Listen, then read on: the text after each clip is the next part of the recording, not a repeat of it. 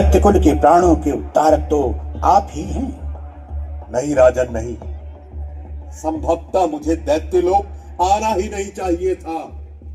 भूल मुझी से हुई, जो अपनों को छोड़कर परायों के बीच आ गया। प्रायश्चित करने दो, हमें जाने की आज्ञा दो। उन्हें रोक लो देवयानी, मैंने तुम्हें सदा आप यानी। महाराज ययाति से मेरा विवाह हो रहा है राजन। शर्मिष्ठा और उसकी सखियां मेरी दासियां बनकर रहे। आश्चर्य, महाराज वरिष्ठपर्वा मेरी बात मान गए। देवयानी की दासी दैत्यराज की पुत्री शर्मिष्ठा राग रंग और आनंद भरे थे। वे कभी नहीं चाहती थी। 2 तन एक भरपूर समर्पण और निष्ठा से जिया। कई वर्ष बीतने के बाद पता चला कि धोखे के संसार में जी रही थी।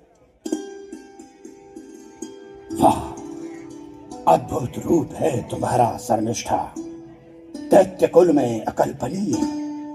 बड़ा सौभाग्य है हमारा जो हमारे राजभवन में देवयानी की सखी बनकर आई। तुम्हारा और दैत्यराज वृषपर्वा का बड़प्पन है ये सब, जो मुझे इस सम्मान के योग्य समझा। मेरा हृदय जीत लिया है, मुझे अपना सेवक बना लिया है इस व्यवहार ने। सेवक नहीं राजन, स्वामी है आप। दासी हूँ मैं आपके राजभवन में, देवयानी की दासी।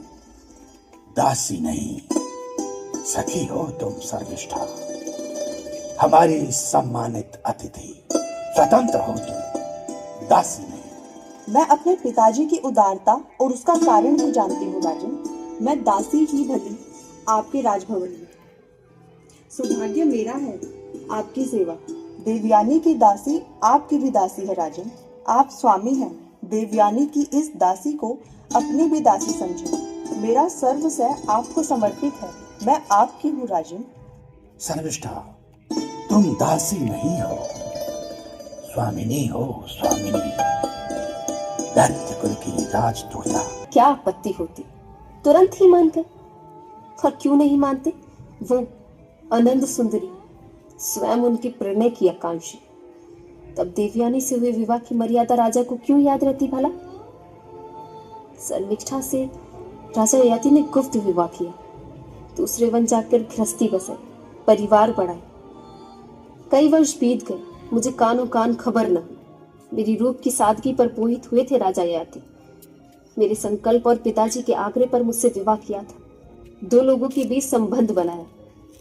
इस शर्मिष्ठा के रूप यौवन की ताप ने उन्हें